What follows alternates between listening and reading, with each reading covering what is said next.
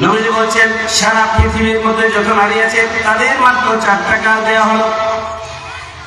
4টা কাজ যদি কোন নারী করতে পারেন, আল্লাহ নবী বলেছেন ওই নারী যখন ইন্তেকাল করবে, যখন মারা যাবে, জান্নাতে 8টা দরজা থেকে ওই নারীকে ডাকতে থাকবে, ও মা বোন, আমি দরজা দিয়ে তুমি জান্নাতে ঢুকে যাও। সুবহানাল্লাহ।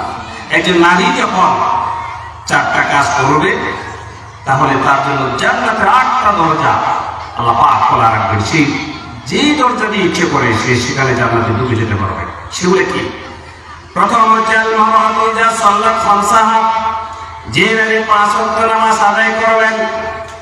আমার মা বোনেরা, 5 ওয়াক্ত নামাজ আদায় করতে হবে। আপনি আজকে মাহফিল এসেছে, আগে নামাজ পড়ে ওয়াজ। অনেক মা বোন আছে আজকে ফজরের নামাজ পড়ে নাই, কিন্তু মাহফিল আসবেন, অথচ এসেছেন। কিন্তু আগে হচ্ছে নামাজ, পরে হচ্ছে আপনার জন্য ওয়াজ। আমার মা বোনেরা, নামাজটা আগে পড়ে নেবেন। সারাদিন আল্লাহ রাব্বুল আলামিন 5 ওয়াক্ত নামাজ ফরজ করে দিয়েছেন। ইজা সাল্লাত খামসাহা, যে মা বোন 5 ওয়াক্ত নামাজ আদায় করবে এবং সন্তানদেরকে বলবে, নবীজি বলেছেন যে মা বোন তার সন্তানকে বলবে 7 বছর বয়সে নামাজের জন্য, সন্তানগুলোকে বলতে হবে, আমার সন্তান মেয়ে ছেলে শোনো, এখন থেকে তোমাদেরকে নামাজ পড়তে হবে। সন্তান যদি ছেলে হয় তাহলে মসজিদে পাঠিয়ে দিবে, কন্যা হলে নিজের সাথে দাঁড়িয়ে নামাজটা তাকে আদায় করে নেবেন। ইজা সাল্লাত খামসাহা, যে নারী 4 কাজের প্রথম কাজ হচ্ছে নামাজ, যে নারী 5 ওয়াক্ত নামাজ আদায় করবেন। ওয়াসামাত শাহরাহা, রমাদান কারীমের রোজাগুলো রাখবেন। প্রথমটা হচ্ছে নামাজ। নবীজি বলেছেন সেই স্ত্রী হচ্ছে শ্রেষ্ঠতম যে স্ত্রী গভীর রাতে ঘুম থেকে উঠে তাহাজ্জুদের নামাজ পড়ে এবং তার স্বামীকে সে জাগ্রত করে জাগিয়ে দেয়, স্বামীও তাহাজ্জুদের নামাজ পড়ে। আর যদি স্বামী প্রচন্ড ঘুমের কারণে ঘুম থেকে উঠতে না পারে, তাহলে স্ত্রী যদি তার মুখের মধ্যে, স্বামীর মুখের মধ্যে হালকা করে পানি চিবিয়ে দিয়ে ঘুম থেকে জাগ্রত করে সেও যদি তাহাজ্জুদের নামাজ পড়ে, আমার নবী বলেছেন আরশে আজিম থেকে আল্লাহ রাব্বুল আলামিন ওই স্ত্রীর উপর সরাসরি আল্লাহ রহমত নাযিল করতে থাকেন। সুবহানাল্লাহ। এই স্ত্রী, আপনার যারা স্ত্রী আছে, নিজেরা 5 ওয়াক্ত নামাজ পড়বেনই, রাতের আধারে শেষ রাতে ঘুম থেকে উঠে তাহাজ্জুদের নামাজ পড়ার অভ্যাস করবে। নিজেও পড়বেন, নিজের স্বামীকেও জাগ্রত করবেন। দুজনেই পাশাপাশি দাঁড়িয়ে যখন নামাজ পড়ে আল্লাহ পাকের কাছে হাত তুলে বলবেন, সন্তান যদি বিদেশে থাকে, যদি বিপদে থাকে, সমস্যায় থাকে, নিজের মেয়েগুলো স্বামীর সংসারে অনেক ধরনের জুলুমের শিকার হচ্ছে, কিন্তু এটার একমাত্র সমাধান স্বামী স্ত্রী দুইজন যদি আল্লাহ পাকের কাছে তাহাজ্জুদ পড়ে যদি হাত তুলে কান্না করে বলতে পারে, আল্লাহ পাক বলছে আরশে আজিম থেকে তোমাদের দোয়া আমি কবুল করে নেব। সুবহানাল্লাহ। ওয়াসামাত শাহরা, তারপরে হচ্ছে রমজানের রোজা রাখা। এই যে সামনে রমজানুল কারীম আসতেছে, অনেক মা বোনের গত বছরের এখনো বাকি রোজাগুলো রয়ে গেছে। অনেক মা বোন আছে, আমার মা বোনেরা, আপনারা যারা আমাকে শুনতে পাচ্ছেন, গত বছরে যদি ফরজ রোজা বাকি থাকে, সর্বপ্রথম বাকি রোজাগুলো আপনারা রেখে দিবে। অনেকে শবে বরাতের রোজা রাখছেন, কিন্তু বাকি রোজা এখনো পর্যন্ত রাখেন নাই। এই যে শবে বরাতের যে রোজা আপনারা রাখলেন, এটা আপনার উপর ফরজ নয়, কিন্তু বাকি রোজা, ফরজ রোজাগুলো আপনার উপর রাখা, আদায় করে দেওয়া, এটা হচ্ছে ফরজ।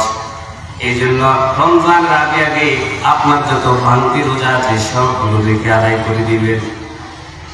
ওয়াসামাত শাহরাহা, রমজানের রোজা রাখা। আল্লাহ নবী বলেছেন মান সামা ইয়াওমান ফি সাবিলিল্লাহ বা'আদাল্লাহু ওয়াজহাহু মিনান নার 70 খলিফা। যে ব্যক্তি, যে মা বোন আল্লাহ রাব্বুল আলামিনের সন্তুষ্টির জন্য আল্লাহর রাস্তায় একটা মাত্র রোজা রাখবে, আমার নবী বলেছেন আল্লাহ রাব্বুল আলামিন একটি রোজা রাখার কারণে ওই নারীর মুখকে, ওই ব্যক্তির চেহারাকে জাহান্নামের আগুন থেকে 70 বছরের পর দূরে রাখবেন। সুবহানাল্লাহ। একটি মাত্র রোজা যদি রাখে এই চেহারাকে জাহান্নামের আগুন থেকে আল্লাহ পাক 70 বছরের পর দূরে রাখবে। তাহলে রোজা রাখার অভ্যাস করতে হবে। সন্তানগুলোকে যারা এখনো প্রাপ্তবয়স্ক যারা হয়ে গেছে, যে সামনে রোজা আসতেছে, মা বোনেরা নিজেরও তো রোজা রাখবেন, উপযুক্ত সন্তানগুলোকে রোজা রাখতে অভ্যস্ত করবেন, তাদেরকে তাগাদা দিতে হবে। এরপরে নবীজি বলছেন ও হাফিজাত ফুরুজাহা, যে নারী তার সতীত্বের হেফাজত করবে, লজ্জাস্থানের হেফাজত করবে, প্রথমত যেই নারী 5 ওয়াক্ত নামাজ আদায় করবে, 2 নম্বরে রমজানের রোজা রাখবে, 3 নম্বরে সতীত্বের হেফাজত করবে, লজ্জাস্থানের হেফাজত করবে। এই 3টা কারণ। প্রথমত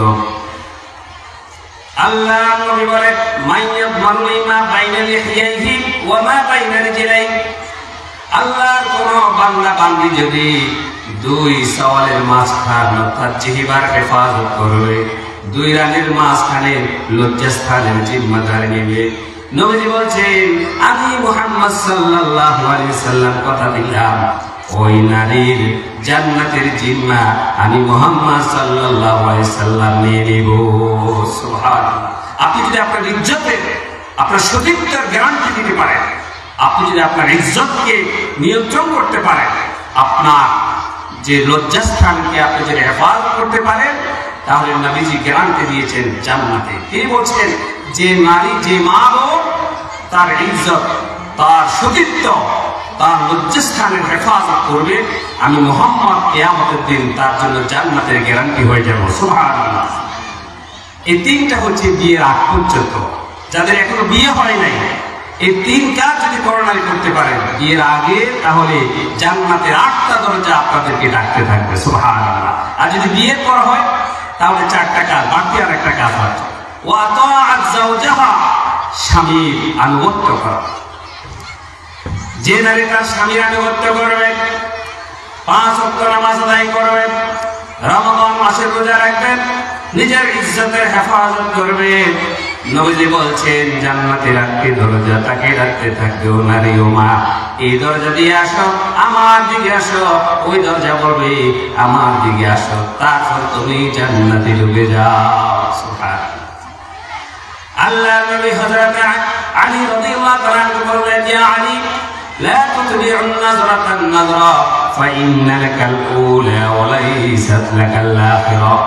নবীজি ওনার মেয়ে জামাইয়া হযরত আলীকে বলছেন, ও আলী, রাস্তা দিয়ে হেঁটে যেতে কিংবা পথের মধ্যে যদি কোনো বেগানা নারীর দিকে তোমার দৃষ্টি পড়ে যায়, ও আলী, প্রথম দৃষ্টি তোমার জন্য ক্ষমা হলেও দ্বিতীয় দৃষ্টি তোমার জন্য গুনাহ লেখা হয়ে যাবে।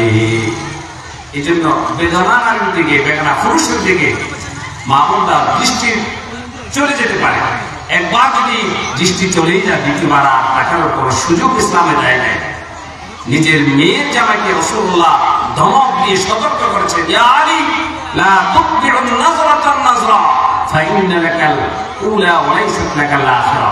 ও আলী, যদি প্রথম দৃষ্টি দাও আল্লাহ তোমাকে ক্ষমা করবে, যদি অনাকাঙ্ক্ষিত দৃষ্টি পড়ে যায়, কিন্তু যদি দ্বিতীয় দৃষ্টি দিয়ে চেয়ে থাকো, আবার যদি তাকাও, তোমার আমল নামায় তখন থেকে আল্লাহ পাক গুনাহ লিখে দেবে। আল্লাহ আমাদেরকে হেফাজত করুন। বলেন আমিন।